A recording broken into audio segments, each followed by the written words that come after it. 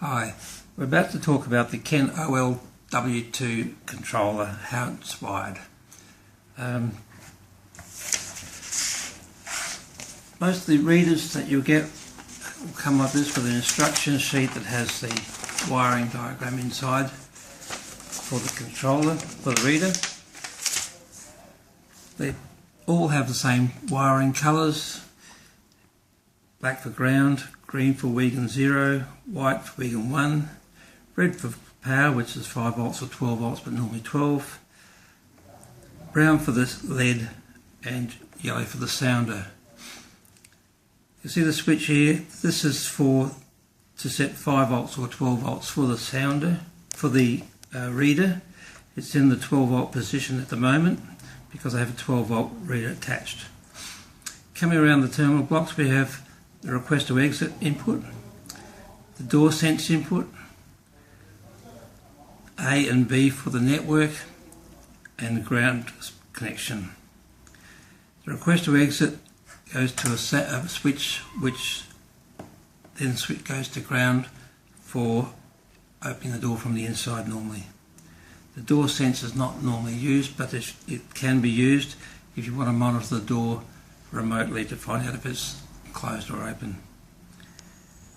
Coming around this side, we have the relay contacts. There's two sets of relay contacts and a spare ground connection. The relay contacts are set to normally open or normally closed by these two jumper connections. Over here we have a sounder selection switch. That's in the normal position, which is pull down, and the other one's pull up.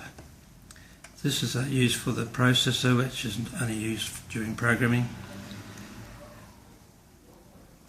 When we come around here, we've got the 12 volts connections, two 12 volt connections there, and 3 more ground connections. The Wigan, this wiring here that we've shown here connected, that can be up to 100 meters from the controller. And with a Wigan reader like that, you'd normally have if there's more than one door, the two controllers could be situated beside each other, close to the power supply. Separate leads would then be taken from the power supply to the door strikes from these connections here on the relays. Getting back to the network has a minimum distance of 1200 meters. With the Wigan units, you can mount them side by side, and so the length is not important because it's not in consideration. The power is 12 volts.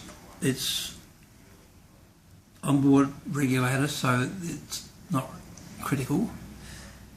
The reader, a lot of them say it needs to be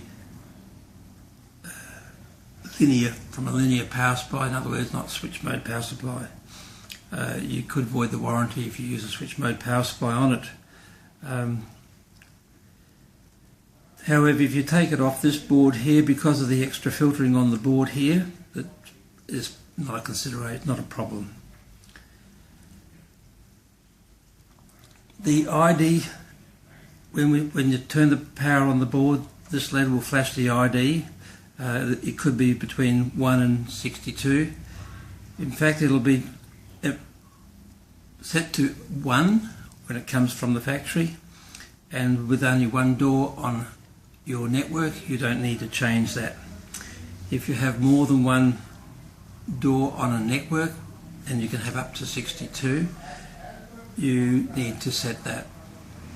The software for doing that is called the Ken configuration software, and you require a special cable. That's called the Axeze hardware lock, and it's available from Axeze.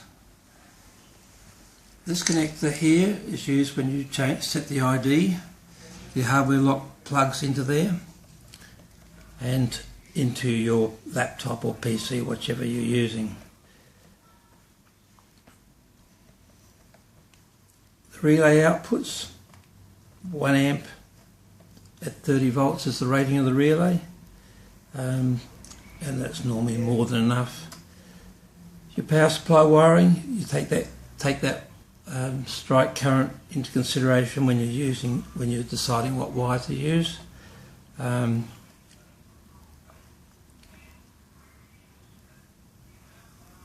the controller only uses 40 milliamps, so it's not too much of a consideration there.